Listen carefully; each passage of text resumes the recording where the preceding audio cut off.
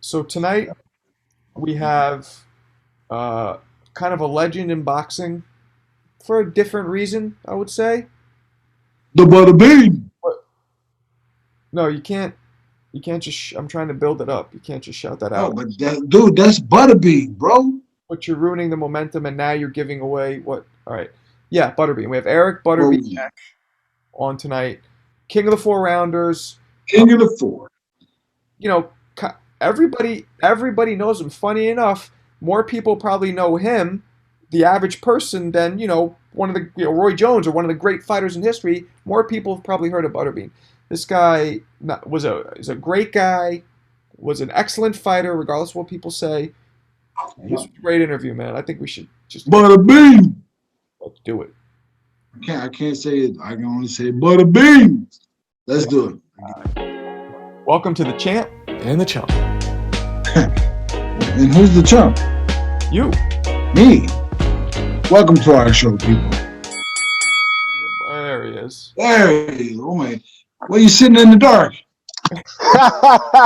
How y'all doing today? Not Yeah, bad. good, good. Dude, you looked exactly the same as the last time I saw you. I don't change too much, man. Yeah, mean and ugly. That's it. So you're in Alabama? Yeah, in Alabama. That's where I live. Is that where you're from? Yeah, that's where I've always lived. Oh, Born and raised. I you're didn't born, travel born and raised. everywhere. No, I've seen you all over the world, but the butter bean. So tell us, what have you been doing, Bean? Not much. Hanging out with the grandkids and just enjoying being retired, man. Well, Yeah, well, shoot, what is that? Fit 91 fights?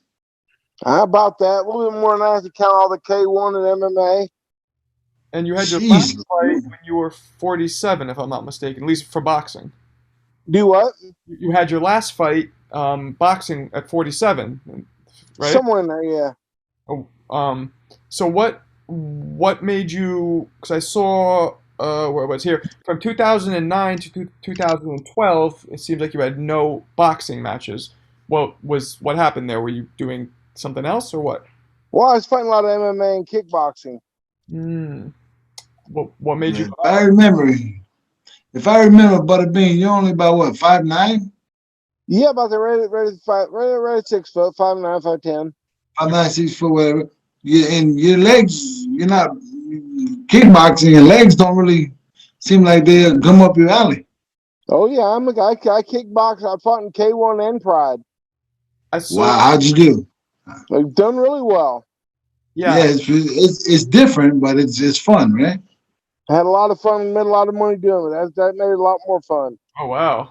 Yeah, I saw a couple of the kickboxing matches, and the guys looked terrified of you. Like a couple guys specifically were like horrified. It was funny.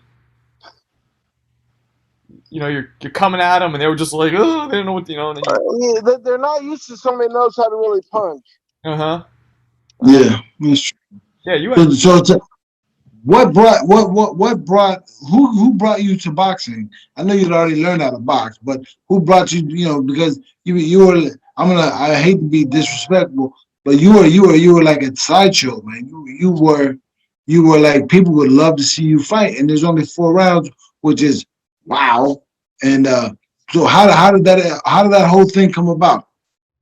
Well, I guess Dan discovered me. Dan Guzman, he discovered me.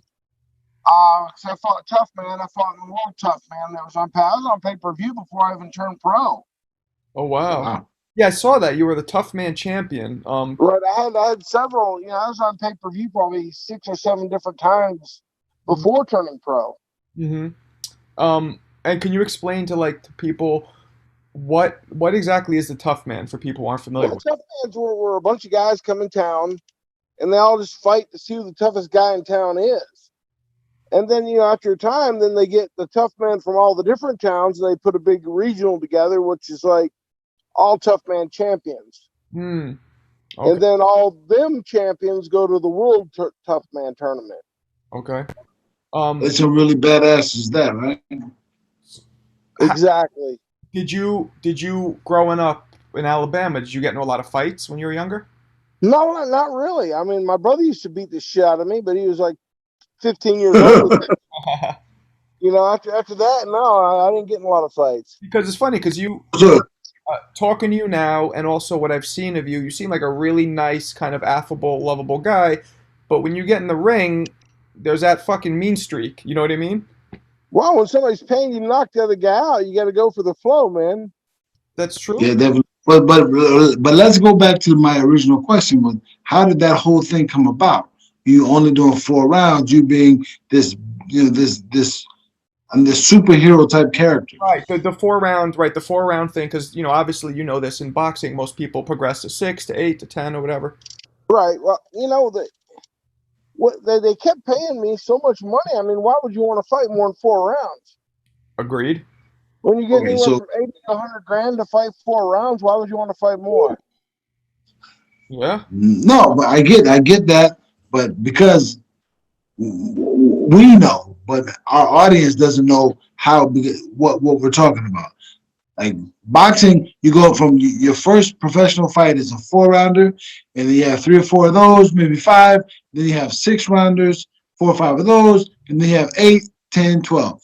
Hmm. This man, unique in every way, fought only 4 round fights and was the king of the 4 rounders. And whether they saw it or not, I mean, they can look back, they can go back on YouTube and check you out. But this guy was beheading people, Yeah. You. and Yeah. it was the 4 round thing. It was like the 4 round fight could be the main event, which is like This crazy. happened a couple times, which is crazy. Hmm. Yeah, I broke a lot of rules in boxing. I mean, it just don't happen that way. Hmm. I mean, anybody who knows boxing, when they see you fight, like, it doesn't matter that you're only doing 4 rounders and whatever. You could fight. You could fight and you could punch. You know, I could go, as many rounds as they wanted me to go. If they wanted me to go 15 rounds, I could win 15 rounds. I was gonna say, I saw you when you fought Holmes. You Yeah, didn't. he did 12. Yeah, you weren't winded at all. You look good. I was doing great. I mean, he was scared of me, run the whole time, but yeah, I mean that's just his style, though. Yeah, and I mean, Yeah, he's that long jab guy, the whole thing. I get it. I feel like you had a great career, and then going in there with one of the greatest heavyweight champions ever. Regardless if he was old or not, he still could fight. I mean, right? That must be like bucket list type shit for you. Without a doubt. I mean, it was a big deal to fight him. It really was, just to prove to everybody that 10 rounds ain't nothing. Mm-hmm. Mm-hmm. Where'd you guys fight at? I think it was in Pennsylvania. Oh, Oh, in his time. he's from What Penn. was it at?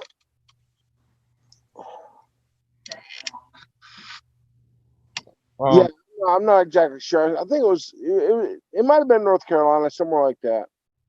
All right, cool enough. Cool enough. So, what have you been doing in the interim? You retired from sport. What have you been doing? Not a lot. Hanging out with the grandkids, do personal appearances. That's about it. yeah, Just enjoying life. Really? Oh, so you're still selling your celebrity, huh? Oh yeah. I see your TikTok. Beautiful.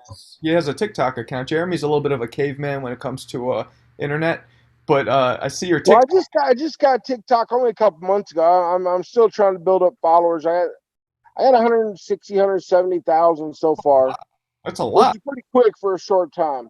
Sure, sure, yeah. Wait, you got 160, 170,000 people following you. What do you do? They follow, like, if you put a video, they follow you. If you No, but what do you do? Like just on TikTok? do little funny videos. Yeah. He adds like a slight comedic twist to it. It's well done actually. So a little social media thing. Mhm. Mhm. Yeah, I'm a caveman. I gotta jump in that. I gotta figure that stuff out. I'm not into it. Well, So Well, I mean, TikTok would be great for you. I mean, you get your followers. So anytime you have any guests on the show, you go on your TikTok, tell them you got a guest coming up.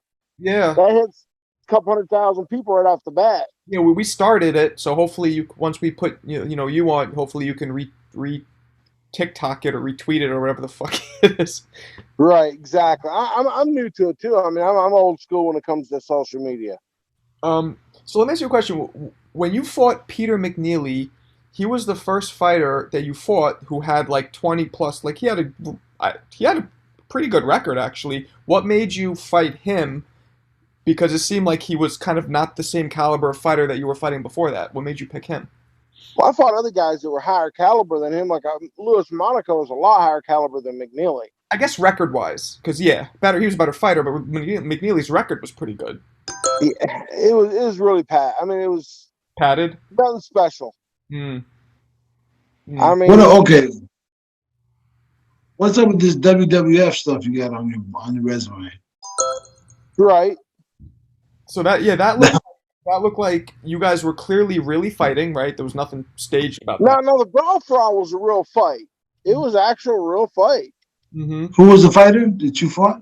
Bart Gunn. And what? How did that come about? If you could just What happened is I had a contract with WWF to do so many pay-per-views with them in a WrestleMania, and Bart was doing what they call brawl for all, and he went through and just demolished, which is a real fight with all the wrestlers, and he demolished everybody, and he wanted to become a real fighter, so they put him up against me, which was a really bad mistake. So he would really fight the other wrestlers in this thing. They would really try and fight. That was a real fight. They were really fighting. Oh, and he thought he could beat you. Yeah, he actually thought that. Bad mistake. Jeremy, you should see. Clipped him, huh? He laid him the fuck out. It was bad. I thought I killed him. He wasn't right for days.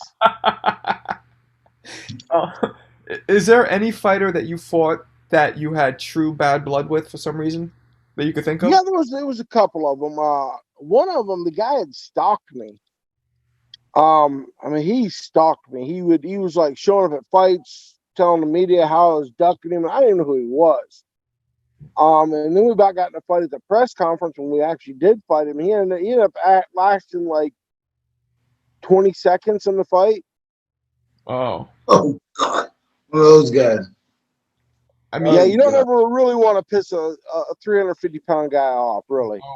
Yeah, it's probably one of the last things. One who could punch a little bit. Yeah. What was the deal with the Kenny Craven? I saw you fought him 3 times. You rematched him after beating him easily. I was curious, why did you even rematch him? You know, sometimes their managers think that they can pull off a miracle. But what made you? Nothing I control. Like Jeremy asked me, when they throw a fighter at you, yeah, I'll fight him. I don't care. You put him up there, I'll fight. Yeah, pretty much. Pretty much. And who came at you? Larry Holmes? I got no problem with it. Long as the paychecks catch. Did the Larry Holmes people come to you, or did you went to them? No, they come to me. Really? Yeah. They wasn't very smart at it, but they come to me. Yeah, I mean, you were on the undercard of a lot of big fights, if I remember correctly, in the 90s. I was on a lot of big fights. That must have been amazing, man. At one point, I was fighting anywhere between 1 to 3 times a month. Wow, really? For like 5 years, I was fighting at least once or twice, 2 to 3 times a month. Jeremy, at one point he was 63 and 1, and I think in 3, but at one point that's a fucking hell of a record. Who's the one? A guy named Mitchell Rose. The referee actually stopped the fight, which I wasn't hurt, but it just is what it is. Referee stopped the fight. I think I've seen that fight. Tell you the truth. Did you something like that? Did you ever have any amateur fights, like actual USA boxing amateur fights? Other than Toughman, no, nothing. No.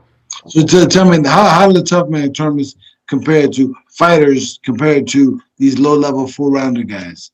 Like, those when you're first getting started. There's a lot of the guys that fought Toughman turned pro. Like Tommy Morrison fought. He started in Toughman. Oh, yeah, that's true. A lot of the pro fighters out there actually started in Toughman contest.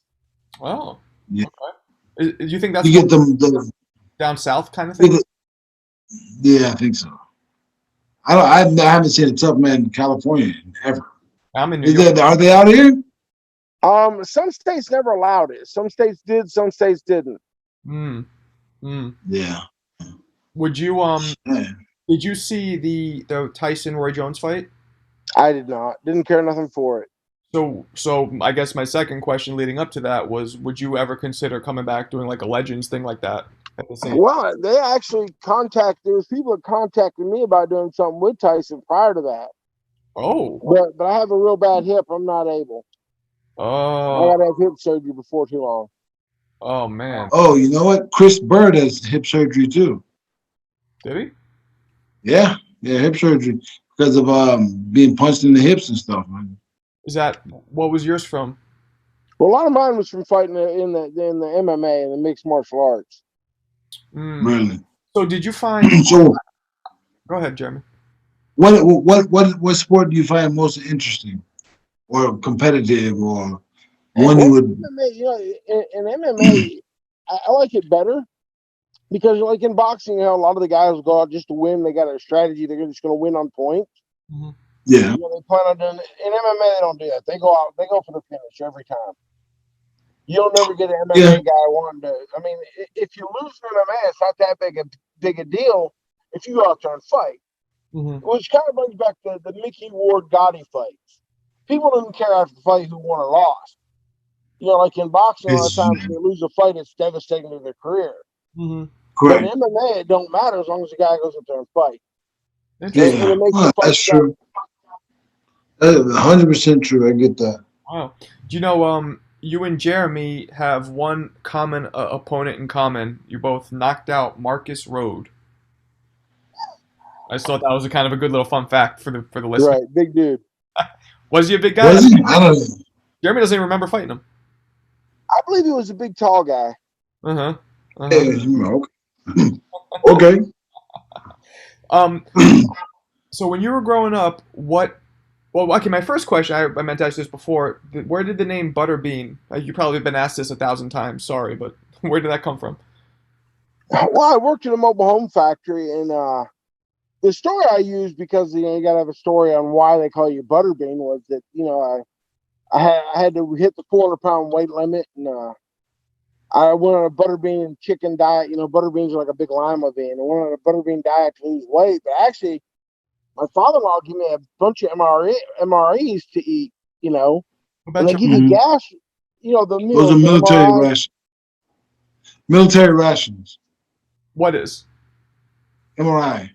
Oh, I never heard of that before. MRIs, MREs. MRE, yeah. Okay. They're for like they're prepackaged meal that lasts like 30 years. Oh, okay. Okay. And Yeah, he gave me a military. bunch of them when he come back from Desert Storm. I eat them for lunch. And it gives you real bad gas. So Mm, I had gas really bad. So one guy goes, "Give me a bunch of things that just stuck." So mm. I actually got nicknamed because I had gas real bad one time From the Butterbeans. from eating the meals. So the story about you having it, That was just bullshit. that was bullshit. Wow. Okay. What was the other story?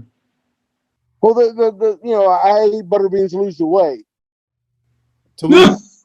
but Okay. that To never lose weight? sounded a lot better. It sounds more like chickpeas to lose weight, but Exactly. It's okay. better than saying, "Man, I can make you puke from letting one rep." The whole weight loss thing kind of worked out a lot better. How was your? So, Speaking of, how was your go stomach ahead, Mark. last week? You said you had some what food poisoning? Yeah, I'm fine now. It's nothing. Okay. Okay. So, how much you weighing these days? Right now, about 380. Okay. What? I was over 5. What? What? Oh yeah, I got big for a while. I'm down a lot right now. Oh wow. Shit. What caused the weight gain?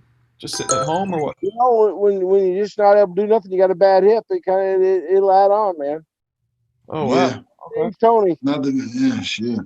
How you been living through the COVID? Pretty good, pretty bad, pretty eating a lot or what? It's fine here. It hasn't really affected us at all. I think it's a bunch of bullshit. I do too, but I mean, you gotta play the cards, right? No, I mean I the think it's mask ain't gonna help nobody. I mean that's a bunch of crap. I don't know how it is yeah. out there, but I haven't put a mask on. I mean, I might have had to put one on for 10 minutes or so to go visit people in the hospital or something. But it's just a bunch of bullshit. So I I believe the same thing. where you I live, mean, so if you go get this vaccination, that's a miracle thing. You still got to wear a damn mask. You figure that one out. why? Yeah, right. I didn't even think about that. If you go get the vaccination that's supposed to keep you from getting it, you still have to wear a mask. It's not you don't have to wear a mask no more. Hmm. And I talked to a doctor just recently, and he told me the main reason that they want people to wear a mask is it keeps it within your domain. It Right. ain't gonna help nobody from getting it. Hmm. It's gonna help the spread of it. If you have it, it's gonna help somebody else from not catching it from you. Yeah. So Yeah. where So you if they keep their damn distance from me, they ain't gotta worry about getting it if I do have it. right, right. because I don't want people on me anyhow. Wait. So are you in big town Alabama or are you in small town Alabama? It's a small town, All but I right. So how travel many all people over. do I'll be you? in New York next week. Oh, that's where I live. Yeah. Why are you coming to New York? There's a big wrestling convention and a big a boxing, another big convention in town. Where are you going? What part of New York we're going to, man? I'll be in Albany, I know, one day. Okay. Are you And coming? then there's a big event at one of the bars there I'm doing an appearance at in between the other two appearances. I try to make everything, if I got one thing going on, I'll try to put a couple of things all at one time so I can Are, knock it all off at once. are you coming to New York City or are you staying up near Albany? I'm not even sure where I'll be. Well, if you come to New York City, I own a comedy club in Brooklyn, and you want to come by, see a show, have fun, it'll be on the house. So just let me know. Awesome. Yeah. Um. So Hey, so what you drinking in Alabama? Do what? What you drinking in Alabama? No, man, I just drink water. I don't drink too much. oh, you don't drink? Well, man, yeah. Nothing But I do ever. have a lot of buddies that make moonshine. If you ever watch the show Moonshiners, if you've never done, that's where I'll hook you up, man. So you don't I drink thought that. alcohol? You don't drink alcohol? No, I don't. I don't drink much. Have you never drank, or Well, I have. I mean, every once in a while I have a drink. I just don't. I just don't. not your thing? I Just don't like. I don't not a like big feeling deal. different. Okay. No, I You don't. don't like feeling different, but you like getting punched. Hmm. Exactly. So- Now, I've been drunk before, and that kind of might be why I don't like to get drunk no more. I get what you mean. It kind of you lose your control. I get it. Yeah, it's not. I actually drank a gallon of Jaeger and a fifth of Jack Daniels one weekend, and I was seeing double, and that was pretty much it for drinking. Jesus, that's a lot of drinking. Um, Yeah, it was too much. how how did the Jackass appearance come about? They just called me up and said, Butterbean, why don't you knock Johnny Knoxville out? I said, okay. And that was That like, was about it. I mean, that was the whole conversation with him. I got there and they go, no, we really want you to knock him out. I said, okay. And he yeah, told me afterwards, he goes, that's when I got really nervous and you agreed to it so quick.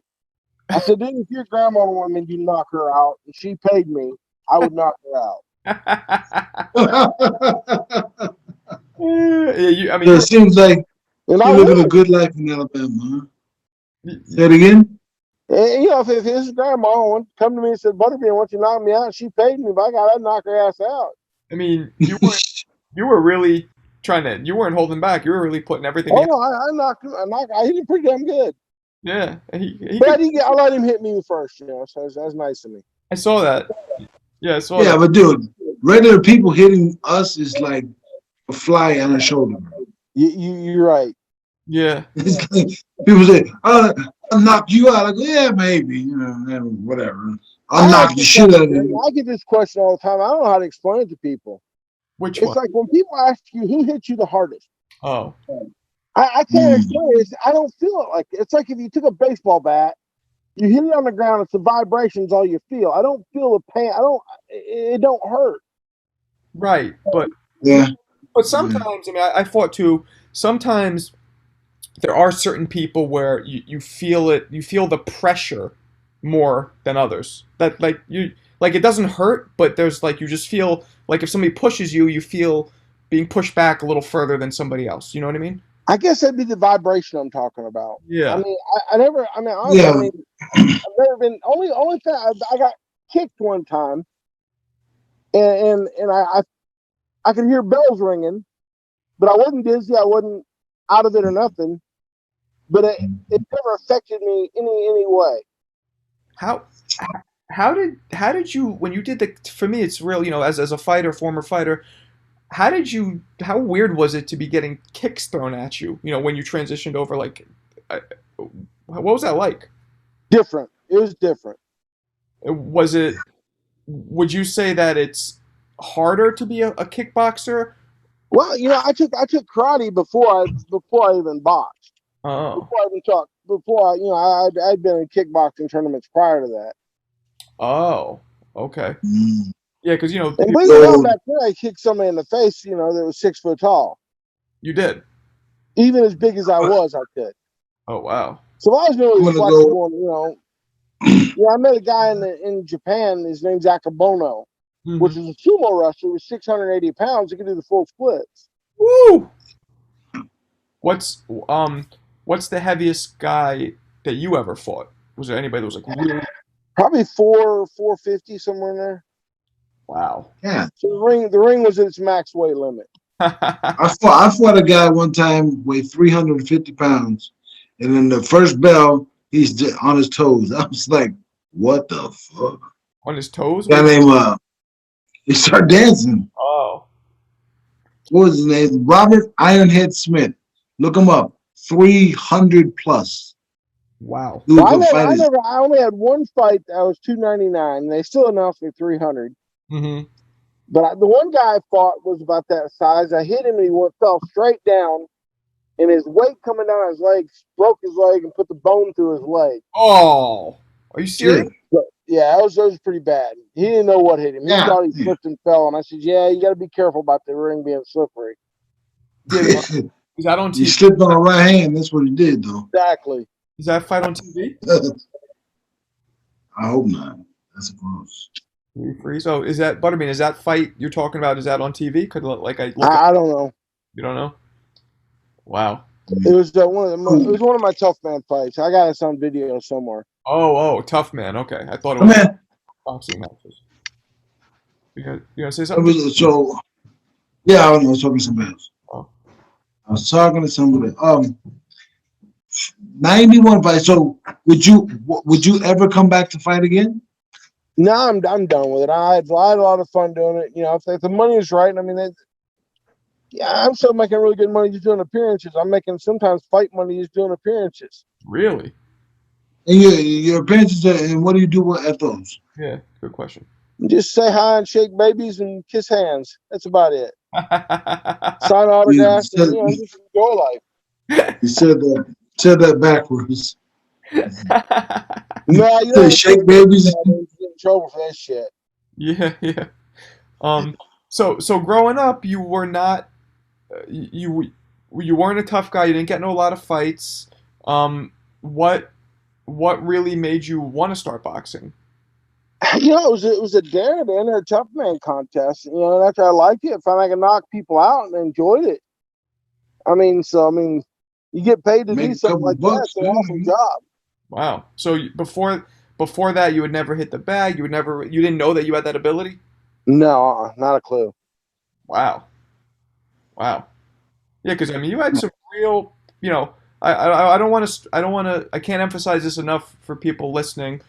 You know, just because you did 4-round fights and whatever, you had some real power, man. You had some real power. You really knew how to punch. You know, and that's. Oh yeah, I mean, it wasn't nobody I could have knocked out. Anybody I could have knocked out. Mm-hmm.